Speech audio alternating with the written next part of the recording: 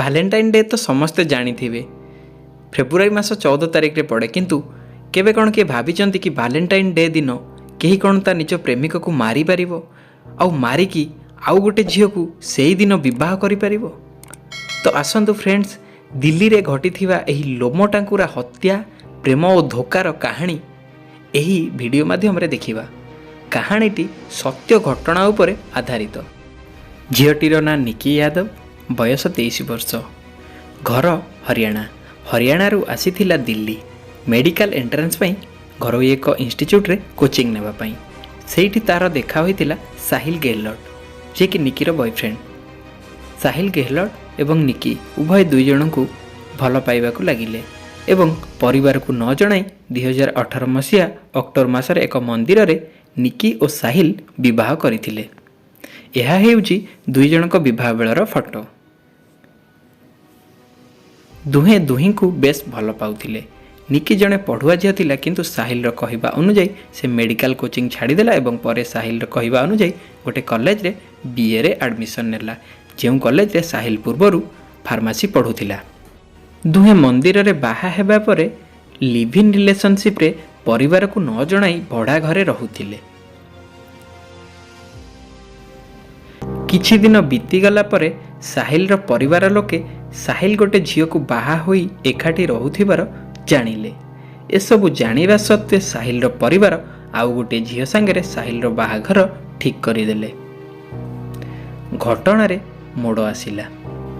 ସାହିଲ ତା ପରିବାର ଆଗରେ ପ୍ରତିବାଦ ନ କରି ଦ୍ୱିତୀୟ ବିବାହ ପାଇଁ ରାଜି ହୋଇଗଲା ଏବଂ କିଛି ଦିନ ମଧ୍ୟରେ ସାହିଲ ଓ ତା ପରିବାର ଠିକ୍ କରିଥିବା ଝିଅ ସାଙ୍ଗରେ ଏନଗେଜମେଣ୍ଟ ହୋଇଗଲା।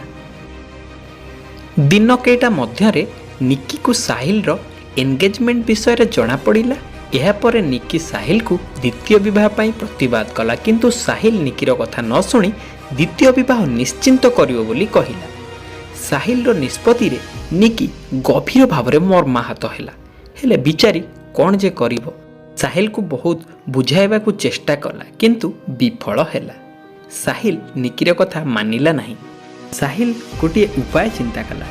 ନିକିକୁ ସବୁଦିନ ପାଇଁ ରାସ୍ତାରୁ ହଟାଇବା ପାଇଁ ପ୍ରସ୍ତୁତି ଆରମ୍ଭ କଲା। ବୋଧହୁଏ ନିକିର ପ୍ରେମରେ ସାହିଲ ଅତିଷ୍ଠ ହୋଇଯାଇଥିଲା।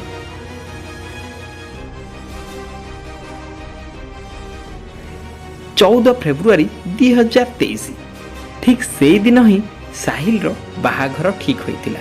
ଦିନଟି ଥିଲା ଭାଲେଣ୍ଟାଇନ୍ ଡେ ଏବଂ ସେଇଦିନ ହିଁ ନିକିକୁ ମର୍ଡର କରିବା ପାଇଁ ପ୍ରସ୍ତୁତି କରିଥିଲା। ସାହିଲ କରିଥିବା ପ୍ଲାନ୍ ହିସାବରେ ସେଦିନ ସକାଳୁ ସକାଳୁ ନିକିକୁ ଲଙ୍ଗ୍ ଡ୍ରାଇଭ୍ରେ ନେବା ପାଇଁ କହିଲା।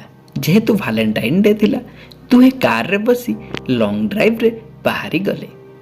କିଛି ବାଟ ଗଲା ପରେ ସାହିଲ ଜାଣିଶୁଣି ନିକି ସହିତ ଝଗଡ଼ା କରିବାକୁ ଲାଗିଲା। ନିଜ ପ୍ଲାନ୍ ମୁତାବକ ରାସ୍ତା କଡ଼ରେ କାର୍ ପାର୍କିଂ କରି ସାହିଲ ନିକିର ଗଳାକୁ ଡାଟା କେବୁଲରେ ଚିପି ନିକିକୁ ଯୋଜନା ମୁତାବକ ଜୀବନରୁ ମାରିଦେଲା। ନିକିକୁ ହତ୍ୟା କରି ନିଜ ଢାବାରେ ଥିବା ଫ୍ରିଜ୍ରେ ନିକିର ମୃତ ଶରୀରକୁ ଲୁଚାଇ ଦେଲା। ଏହା ହେଉଛି ସେହି ଫ୍ରିଜ୍ର ଫଟୋ। ନିଜ ବାହାଘର ଦିନ ନିଜ ପ୍ରଥମ ସ୍ତ୍ରୀକୁ ହତ୍ୟା କରି ସେଇଦିନ ଦ୍ୱିତୀୟ ବିବାହ କରିନେଲା। ଭାବନ୍ତୁ ତ ଟିକେ କେତେ ବଡ଼ ନୃଶଂସ ହୋଇଗଲା ସାହିଲ। ସାହିଲ ଏବେ ଧରାପଡ଼ିଛି, ପୋଲିସ ତଦନ୍ତ କରୁଛି। ତେବେ ସାହିଲକୁ କି ଦଣ୍ଡ ମିଳିବା ଉଚିତ କମେଣ୍ଟ କରନ୍ତୁ। ଆଜିର ଏହି ଦୁନିଆରେ କଳାମୁଣ୍ଡିଆ ମଣିଷକୁ ଚିହ୍ନିବା ସହଜ ନୁହେଁ, ତେଣୁ କାହାକୁ ଭଲ ଭାବରେ ନ ଜାଣି ଏତେ ଶୀଘ୍ର ସମ୍ପର୍କକୁ ଆଗକୁ ବଢ଼ାଇବା ଉଚିତ ନୁହେଁ। ନିଜ ପ୍ରିୟଜନଙ୍କୁ ସେୟାର କରନ୍ତୁ ଏବଂ ସଚେତନ କରନ୍ତୁ। ଆଶା କରୁଛି ସମସ୍ତେ ଭଲରେ ଥିବେ। ଜୟ ଜଗନ୍ନାଥ।